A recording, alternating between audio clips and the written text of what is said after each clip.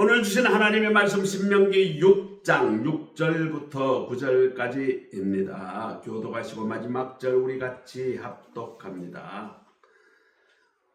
신명기 6장 6절 제가 먼저 읽습니다. 오늘 내가 내게 명하는 이 말씀을 너는 마음에 새기고 내 자녀에게 부지런히 가르치며 집에 앉았을 때든지 길을 갈 때든지 누워 있을 때든지 일어날 때든지 이 말씀을 강론할 것이며 너는 또 그것을 내 손목에 메어 기울어 삼으며 내 미간에 붙여 표를 삼고 또 내 집 주소를 주와 바깥문에 기록할지니라.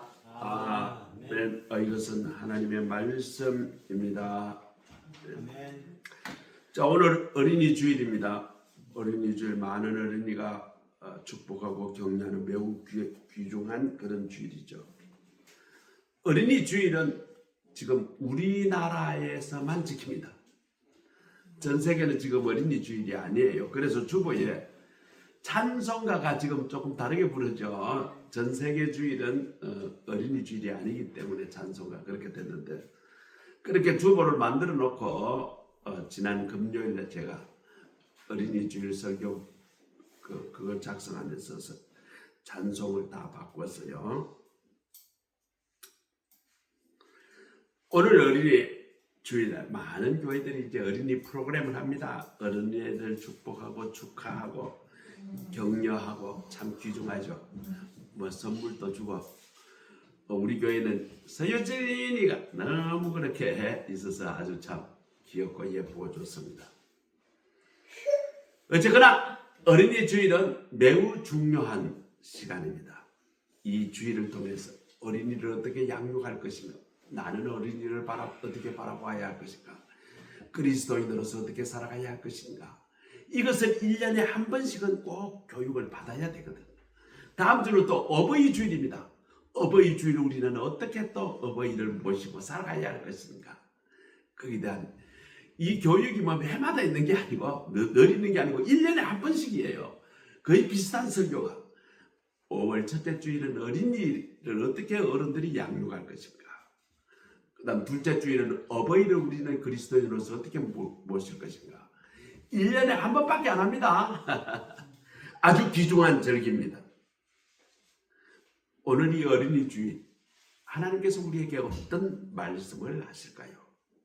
본문 6절에 이 말씀은 너는 마음에 새기고로부터 시작합니다. 자녀에게 신앙을 가르치기 이전에 먼저 부모와 어른들의 마음이 하나님의 말씀으로 새기라고 교훈합니다. 자녀는 부모의 말을 듣고 자라기보다 부모가 어떻게 살아가는가, 어떻게 말씀대로 살아가는가, 그 모습을 통해 더 강력한 영향을 받기 때문에 부모의 신앙이 형식적이거나 가식적이게 되면 자녀의 신앙도 그렇게 될 가능성이 큽니다. 부모가 말이죠, 자녀에게는 예배를 경건하게 드리라, 하나님 앞에 예배가 그 모양으로 드리면 되냐, 그래놓고 자기는 맨날 핸드폰만 만지고 있다. 그러면 자녀가 뭘 보겠어요? 아, 예배 때는 저래도 되는구나, 이렇게 보고 배우는 거예요. 그 예배의 경건성이 자녀에게 전혀 전달이 되지 않습니다. 제가 30대 후반에는 외국 회사에 있으면서 자주 미국으로 왔다 갔다 한 적이 있어요. 제가 큰 교회에 집일을 하고 있어서 그 교회에 그러니까 성가대원들이 한 6, 70명, 오케스트라까지 하고 한 80명. 그 사람들 서비스를 하는데 제가 없으면 굉장히 불편해요. 지휘자를 갑자기 바꾸면 뭐 무슨 곡인지도 모르고 어떻게 연습되는지도 모르고, 그러니까 지휘자를 한두 번 대체해서 세워봤는데 매우 좀 성가대원들도 힘들어하고 교회도 힘들어하고, 그래서 제가 말이죠, 금요일 저녁 되면 밤 12시 10분에 샌프란시스코에서 한국으로는 비행기가 있어요. 그 비행기를 타면 주일 새벽에 떨어집니다. 금요일 밤에 비행기를 타면 그 사실 토요일 새벽이죠. 여기 오면 하루 지나서 주일 새벽 한 4시 5시경에 떨어져요.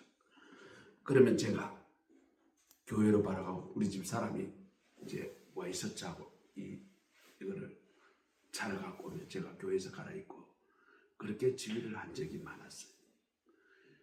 주일을 지키려고 내가 맡은 부서에 봉사를 하려고 그 세월이 길었어요.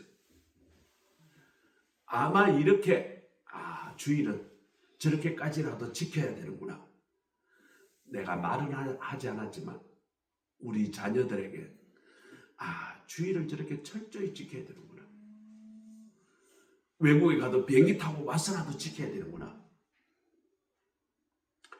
그런 교훈이 되지 않았을까 생각도 합니다. 우리가 부모가 하나님을 진실로 사랑하고 말씀으로 삶으로 살아가는 모습을 보여줄 때 자녀는 자연스럽게 그 신앙을 배우게 됩니다. 우리 자녀의 신앙교육의 출발점은 뭘 가르치기 이전에 부모 자신의 신앙 상태를 보여주는 것으로부터 시작해야 합니다. 그렇기 때문에 부모는 먼저 말씀을 마음에 새겨 오늘 본문을 기억해야 합니다. 그 말씀을 마음에 새기고 그 말씀대로 살아가는 모습을 보여줄 때 자녀들에게 바른 신앙관을 심어줄 수 있다는 것입니다.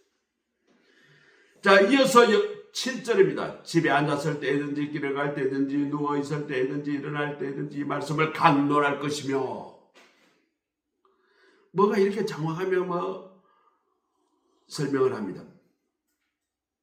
어떤 때든지 자녀들에게 말씀을 가르치라는 것이죠.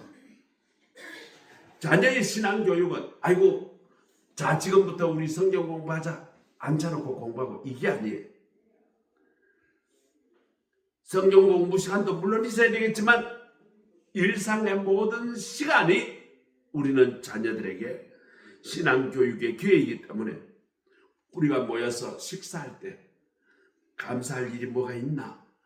하나님께 감사하자.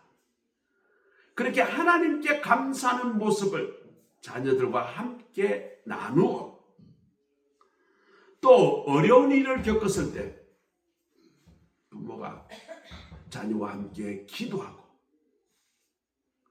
그걸 하나님과 함께 기도하면서 이겨내는 모습을 함께 보여주고 함께 하는 것. 그리고 인생의 중요한 선택에 있었을 때 말씀의 기준으로 그렇게 판단하고 선택하는 그런 모습을 보여준 이런 일상의 반복 속에서 자녀의 신앙은 배우는 것이 아니라 몸으로 삶으로 익히게 되는 것입니다. 많은 부모가 자녀의 신앙교육을 교회의 주일학교에다 맡기고 그냥 끝을 내는 경우가 많습니다. 오늘 성경은 분명히 이야기합니다. 자녀의 신앙교육의 1차 책임은 부모에게 있고 가정에게 있고 그 가정의 일상 속에서 반복적으로 신앙의 삶의 모습을 보여줄 때 신앙교육이 일어난다는 것입니다. 나가 본문 8, 9절에 보니까 너는 또 그것을 내 손목에 매어 기호로 삼으며 내 미간에 붙여 표로 삼고 내 집 문설주와 바깥문에 기록할지니라. 성경이나 하나님의 말씀을 장식하는데 이런 데 하는 게 아니라 하나님의 말씀이 내 삶의 중심이 되고 표준이 되어야 한다는 것을 의미합니다. 손목에 내가 말씀을 새겨서 차고 다니라는 것은 내 행동이 말씀에 근거한 행동이 되어야 한다. 미간이 여기 이마예요. 여기에다가 테필린이라는 그 조그마한 그 가죽 주머니를 이렇게 유대인들을 머리에 차고 다녀요. 그게 신명기 6장에 관한 말씀이 나오는데 오직 주 너희 하나님만 섬기라라는 그런 말씀이 들어가요. 그건 데빌린을 잘하는 말은 무슨 말일까요? 너 생각이 말씀에 근거하여 생각하라는 거예요. 그리고 문설주 하나님의 말씀을 기록하라는 말은 무슨 말일까요? 내 가정의 출입과 삶의 경계의 모든 면에서 하나님의 말씀을 근거하라. 이 말씀을 합치면 우리의 생각과 우리의 행동과 우리의 가정과 우리의 모든 문화 전체가 말씀 중심이 되어야 한다는 것을 성경은 이야기하고 있습니다. 자녀는 부모가 무엇을 중요하게 생각하는가를 정확히 봅니다. 말씀을 성공보다 중요하게 생각하면 자녀도 그렇게 살아갑니다. 하나님보다 세상의 기준을 더 중요하게 생각하며 자녀도 그렇게 생각해요. 그러므로 신앙교육은 가정의 날 한순간에 그렇게 살 것이 아니라 우리의 삶 전체가 하나님 제일주의로 살아갈 때 신앙에 보이는 표지가 되어 우리 자녀들에게 신앙의 전수가 되는 것입니다. 나아가 신앙은 가정이 신앙교육의 시작이라면 우리 공동체가 또 신앙을 완성하는 공간입니다. 우리 자녀는 가정에서만 살지 않습니다. 바깥에 나가가지고 교회에 가서 생활도 하고 학교에 가서도 생활하고 사회에 가서도 생활합니다. 오늘날 학교와 사회가 매우 좌경화되어서 우려스럽습니다. 반기독교 정서가 너무나 강합니다. 그런데 그걸 그냥 방치하고 둘 것이 아니라 그것이 잘못되었다는 것을 자녀와 대화를 해야 합니다. 우리는 오늘날 서구의 몰락을 지금 보고 있습니다. 좌경사상을 택했던 그 서구가 지금 몰락하고 있는 것이 보입니다.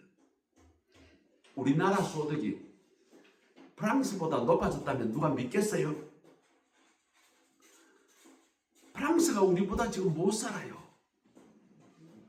독일은 우리보다 조금 앞섰지만 계속 지금 떨어지고 있어요. 영국도 지금 아슬아슬합니다. 우리보다 거의 비슷하거나 우리보다 조금 위 정도죠.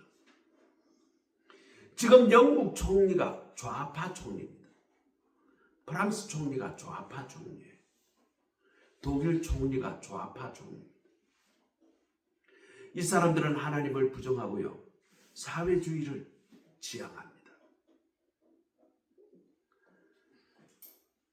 그런 공동체에서 자녀들이 무엇을 배우겠어요? 좌파 사상을 배우는 거예요. 지금 우리 교육계가 좌파에서 지금 잡혀있죠. 우리나라 정치가 좌파해져요. 이것이 잘못되었다라는 것을 자녀들과 대화를 하고 거기에 대한 비판적인 그런 시각을 갖도록 우리가 같이 자녀들을 훈련을 하고 교육을 시켜야 합니다. 그러므로 자녀는 가정 밖에서 기독교의 신앙의 환경에 노출될 수 있도록 하는 것도 매우 중요합니다. 가능하면 미션계 계통의 학교를 보냈습니다. 우리 미션계 학교가 많아요. 숭실대도 있고요. 연세대도 있고요.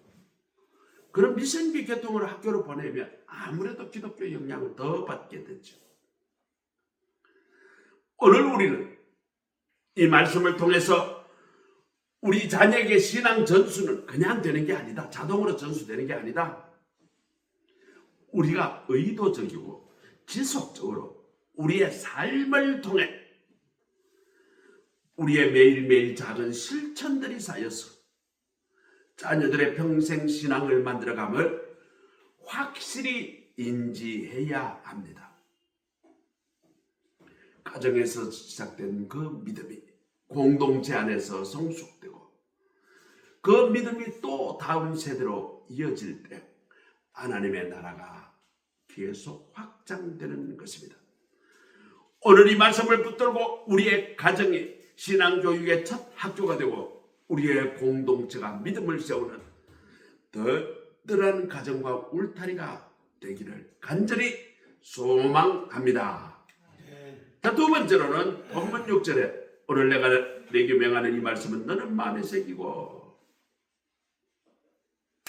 우리 가정은 어떤가? 오늘 이걸 살펴보는 거예요. 오늘 우리 스스로 한 질문해 봅시다. 우리 가정은 과연 하나님의 말씀을 얼마나 우리 가정에서 언급하고 있는가? 일주 내내 하나님의 말씀과 하나님이라는 단어, 예수님이라는 단어를 가정에서 한마디도 하지 않고 주일날 주일학교를 보낸다고 하면 그 가정은 신앙교육이 전혀 준비되지 않은 가정이라고 할 수 있겠죠. 우리 가정은 어떻습니까? 우리 가정이 말씀의 기초 위에 굳건히 서 있습니까? 우리가 좋을 때 하나님께 감사하는 모습을 보이고 식사 때마다 하나님께 감사 기도드리고 어려울 때 손잡고 하나님 앞에 간구하고 좋을 때 하나님 앞에 감사 기도드리는 그 하나님의 말씀과 하나님의 신앙하는 그 모습을 보여주고 있느냐는 거죠. 오늘 우리의 모든 가정이 말씀에 기초하여 굳건히 서서 살아가시는 우리 모든 가정이 되기를 간절히 소원합니다. 자, 또 우리 가정이 세상의 가치가 더 중요한가? 세상의 성공, 세상의 물질적 풍요, 세상의 성취 이런 것들이 하나님보다 교회보다 더 앞서고 있는가? 부모가 무엇을 중요하게 생각하고 있는가? 오늘 우리 모두 가정에 말씀이 눈에 보이게 드러나는가? 오늘 이것을 우리는 깊이 생각해 봐야 해요. 내 가정이 하나님 중심의 신앙만으로 분명히 하며 살아가겠다. 오늘 우리 모두는 결단해야 합니다. 지금까지는 그러지 못한다 할지라도 우리 가정이 아침 눈 뜰 때부터 잠자리 들 때까지 하나님의 말씀을 근거하여 하나님께 늘 은혜에 감사하고 잘못을 때 하나님 앞에 회개하고 어려울 때 하나님 앞에 기도하고 좋은 일 있을 때 하나님 앞에 감사하는 이 모습을 그런 문화가 우리 가정에 있어야 해요. 자, 7절 내 자녀에게 부지런히 가르치라. 우리 가정에 과연 우리 자녀들에게 신앙교육을 조금이라도 하고 있는가? 오늘 우리는 되돌아봐야 합니다. 아이고 자녀 교육은 주일학교 가면 다 해결나. 그리고 방학 때 되면 외부에 아이고 요즘 뭐 그냥 성경학교 하는 그 돈 뭐 한 몇십만 원 주면 아주 좋은 뭐 프로그램인데 그런데 보낸다고 자녀 교육을 다 된 것처럼 생각하는 부모가 있다고 하면 그것은 아주 잘못된 생각입니다. 오늘 우리에게 정직히 물어봐야 합니다. 내 가정은 자녀 신앙 교육에 적합한 가정인가? 오늘 우리 가정이 해야 할 결단은 분명합니다. 말씀의 중심의 가정이 되어야 하겠습니다. 우리 일상 가운데 말씀의 기초에서 살아가는 그 신앙을 우리 자녀들에게 나는 가르치겠습니다. 하나님 중심의 가치관을 세우겠습니다. 부모로서 신앙 교육의 책임을 회피하지 않겠습니다. 이렇게 결단하시는 우리 모두가 되기를 간절히 소원합니다. 성경은 분명히 말합니다. 내 자녀에게 가르치라. 신앙 교육은요, 교회의 주일학교 맡긴다고 되는 일이 아니에요. 1차적 책임이 바로 부모와 가정에게 있음을 우리는 깊이 생각해야 합니다. 교회는요, 자녀 교육을 돕는 기관입니다. 자녀 교육을 대신하는 곳이 아닙니다. 그러므로 우리 가정은 신앙 교육의 책임을 감당하고 있고 또 감당해가는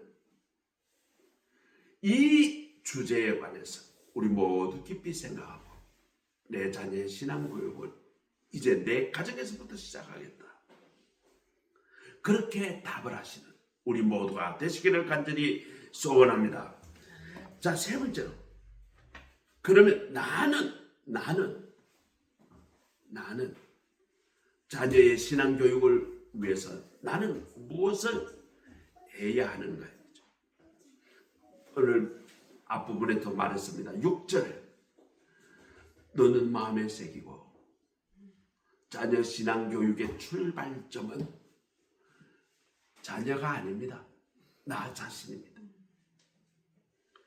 내 마음에 말씀이 없고 내 삶에 하나님이 중심이 되지 아니하면 내가 어떻게 자녀에게 하나님 신앙을 전할 수가 있겠습니까? 자녀는요, 부모의 말, 야, 너 똑바로 살아라. 하나님 말씀대로 살아라.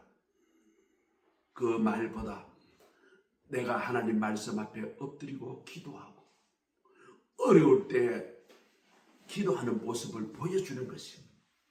이것이 자녀 교육의 기본입니다. 내가 예배를 드릴 때 정말 하나님 앞에 내 모든 죄를 내어놓는 시간, 그리고 하나님의 은혜로 사죄를 받는 그 시간, 이 예배의 그것이 드러나는가? 예배 오니까 엉뚱한 생각이 나고 맨날 핸드폰이나 조작하고 어떻게 내 죄를 하나님 앞에 이 시간 번제단 위에 내 죄를 올려놓고 하나님의 번제단 내 죄를 태우시고 성령의 불로 나를 깨끗하게 하고 예수 그리스도 보혈의 피로 나를 새롭게 변화시키는 예배의 시간이 전혀 그런 마음이 1도 없는 부모의 모습을 우리 자녀에게 보여준다면 나는 어떻게 우리 자녀 교육의 신앙교육을 제대로 했다라고 이야기할 수가 있겠습니까? 나는 자녀의 신앙교육을 하기 이전에 내부터 먼저 말씀에 합당한 사람으로 살아가겠다. 말씀으로 살아가는 사람이 되겠다. 내가 하나님 앞에 온전한 신앙인으로 살아가겠다. 이렇게 결단하시는 우리 모두가 되시고 그렇게 살아가시는 우리 모두가 되시기를 간절히 소원합니다. 그리고 7절에 내 자녀에게 부지런히 가르치라고 했습니다. 신앙교육은요, 어떤 특별한 날 정해놓고 야 성경 공부하자 그렇다고 신앙교육이 일어나지 않습니다. 일상의 반복 속에서 이루어집니다. 부모가 끊임없이 성경을 보고 성경을 연구하고 성경을 말하고 자녀에게 성경은 이렇게 하더라. 하나님 앞에 겸손해라. 성경은 이렇게 말하더라. 남에게 잘 섬겨라. 성경은 이렇게 말하더라. 하나님 앞에 감사해라. 이런 말의 반복이 일상에서 일어날 때 우리 자녀들에게 신앙교육이 이루어지는 것입니다. 오늘 우리는 쉽게 자녀 신앙의 교육을 교회에다 미룹니다. 교회에서 하라겠지. 주일학교 보냈으니까. 부목사님들이 잘 알아서 가르쳐 주겠지. 그러나 하나님은 오늘 분명히 이야기합니다. 너는 자녀의 신앙교육을 가르치라. 너는 가르치라고 오늘 본문에서 이야기합니다. 신앙교육은 부모가 하는 것이지 교회는 돕는 역할을 하는 것뿐이지 부모의 신앙교육을 대신하는 그런 역할을 하지 않습니다. 그리고 본문은 삶의 모든 정황을 나열하면 내 삶의 모든 순간에 신앙교육의 기회라는 것을 강조합니다. 앉았을 때든지 누웠을 때든지 길을 갈 때든지 어떻게 할 때든지 말씀을 강론하라. 그래서 자녀와 함께 이런 시간을 많이 만들어야 합니다. 하루를 시작하며 짧게라도 기도하기, 또 식사 전에 또 우리 모였을 때 하나님 앞에 감사할 일 찾아보기, 또 인생에 문제가 있을 때 그것을 신앙으로 해석해 주게. 이런 것들을 통해서 자녀의 교육이 일어납니다. 뭐 성경을 가르치고 배울 수만 있다면 좋겠죠. 그런데 우리 자녀들이요, 저도 우리 자녀들에게 성경을 가르치고 싶어요. 저는 우리나라에 몇 안 되는 목사가 될 사람들 성경을 10년 동안 가르친 강사잖아요. 그렇기 때문에 목사 되는 사람들이 저희한테 성경을 배우기를 너무너무 희망합니다. 많은 목사들이 지금도 가르쳐 달라고 그래요. 그런데 우리 자녀들에게 성경 가르치기가 쉽지가 않아요. 우선 시간도 많이 걸리고, 그걸 들으면 지루해야 하고, 필요성도 별로 못 느끼고, 그런 사회적 문화적 분위기 가운데 우리의 신앙은 우리의 삶으로 가르치는 수밖에 없습니다. 신앙은 그렇게 말로 강의로 가르치는 게 아니라 삶 속에서 전수되는 것이므로 내 모든 시간을 통해 자녀를 부르짖으니 가르쳐야 합니다. 빌리 그레이엄 목사님 우리 잘 알아요. 우리 시대에 가장 영향력 있는 목사님이고 복음 전도자 가운데 하나입니다. 지금은 연세가 많으셔서 거동하시기가 힘들지만 돌아가셔서 얼마 전까지는 미국의 대통령이 당선되면 이 목사님을 초청하여 안수기도 받는 그것이 전례가 될 정도로 영향력이 컸습니다. 그런데 이 빌리 그레이엄 목사님의 신앙은 아주 거대한 집회나 어디 유명한 사역에서 시작된 것이 아닙니다. 그의 가정에서 시작됐어요. 빌리 그레이엄 목사님은 아주 평범한 시골 농부의 집에서 태어났습니다. 그 부모는요, 새벽에 일어나서 반드시 새벽 기도회를 하고, 그리고 일 나가고, 새벽부터 일어나서 농사일이라는 것이 낮에 더울 때 하기 힘드니까 새벽부터 나가서 일하잖아요.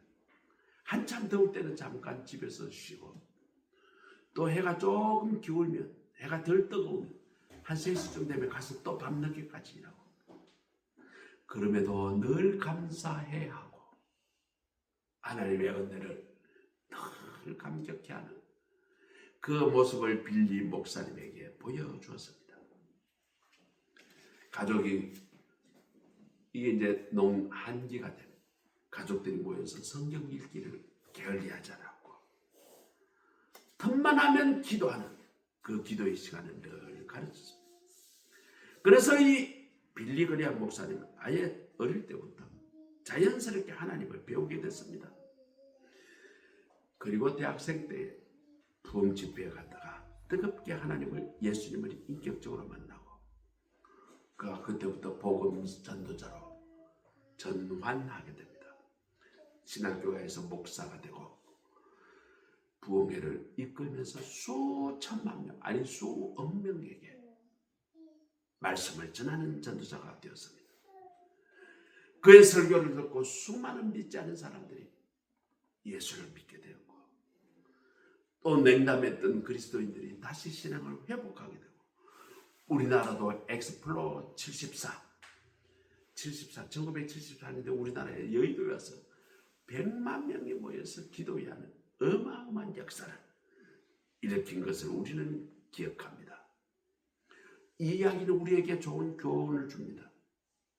다음 세대를 가르치고 세우는 것은 어떤 거창한 프로그램에 의해서 시작되는 게 아니에요. 우리 가정에서 시작됩니다. 빌리 그레이엄 목사님의 부모가 농사를 지으며 시골에서 하나님의 말씀대로 살아가는 모습을 보임으로 빌리 그레이엄 목사가 세계적인 전도자가 된 것처럼 우리에게도 우리의 삶을 말씀 기준으로 살아갈 때, 말씀으로 행동할 때, 말씀으로 감사할 때, 말씀으로 기도할 때, 이런 모습을 보여줄 때 우리 자녀들이 신앙교육이 됨을 오늘 깊이 인식합시다. 오늘 우리 예배 모인 우리 모두는 교회의 미래가 건물에 있는 것이 아니라 어떤 잘하는 교회의 어떤 프로그램에 있는 게 아니라 우리 다음 세대에 우리 교회에 미래가 있고 우리 한국에 미래가 있습니다. 반드시 기억해야 합니다. 지금 우리가 다음 세대를 하나님의 사람으로 세우지 않으면 우리나라 미래는 없습니다. 우리는 예배 설교 처음에 서구가 지금 좌파 사상으로 지금 몰락하고 있는 모습을 보고 있다라고 이야기했습니다. 하나님을 버리고 하나님을 반대되는 사상을 취할 때 어떻게 몰락하는가 우리는 볼 수 있습니다. 우리 가정에 하나님을 이야기하는 가정이 됩시다. 우리 가정에 함께 문제가 생길 때 하나님 앞에 기도하는 가정이 됩시다. 우리 가정에 믿음의 삶을 본을 보여주는 그런 가정이 됩시다. 우리 자녀들이 하나님을 사랑하고 예수님을 사랑하는 그 사람으로 자라게 양육합시다. 오늘 예배 참석하신 우리 모두는 우리 가정이 믿음이 전하는 통로가 되고 다음 세대를 세우는 귀한 가정들이 다 되기를 우리 주님 예수 그리스도의 이름으로 축원합니다. 기도하겠습니다. 사랑과 은혜가 풍성하신 아버지 하나님, 오늘 말씀을 통해 우리에게 맡겨주신 다음 세대의 소중함을 다시 깨닫게 하시니 감사합니다. 하나님께서 우리에게 말씀하시기를 주의 말씀을 마음에 새기고 자녀들에게 부지런히 가르치라고 하였지만 우리는 때로 밟은 삶 속에서 이 사명을 소홀히 했음을 고백합니다. 주님, 우리의 부족함과 연약함을 용서해 주옵소서. 이제부터 우리의 가정이 믿음이 시작되는 곳이 되게 하시고 말씀과 기도가 살아있는 가정이 되게 하여 주시옵소서. 우리의 자녀들과 다음 세대가 세상의 가치가 아니라 하나님의 말씀 위에 굳게 서게 하여 주시옵소서. 부모와 어른들이 먼저 하나님을 사랑하는 삶을 살게 하시고 그 믿음의 본을 통해 다음 세대가 하나님을 바라보게 하옵소서. 우리의 가정에서 함께 기도하는 시간을 회복하게 하시고 말씀 나누는 시간이 살아나게 하시고 자녀들을 위해 눈물로 기도하는 우리 모든 부모들이 되게 하여 주옵소서. 하나님, 다음 세대를 축복하여 주옵소서. 어린이들과 청소년들이 하나님을 깊이 사랑하는 사람들로 자라게 하시고 앞으로 하나님 나라를 세워갈 믿음의 사람들로 사용하여 주시옵소서. 우리가 지금 다음 세대를 세운 일에 충성하게 하시고 그 사명을 끝까지 잘 감당하는 우리 교회와 우리 가정과 우리 사회가 되게 하옵소서. 우리 가정을 세워주신 예수 그리스도의 이름으로 기도드립니다. 아멘. 찬송가 565장입니다. 565장.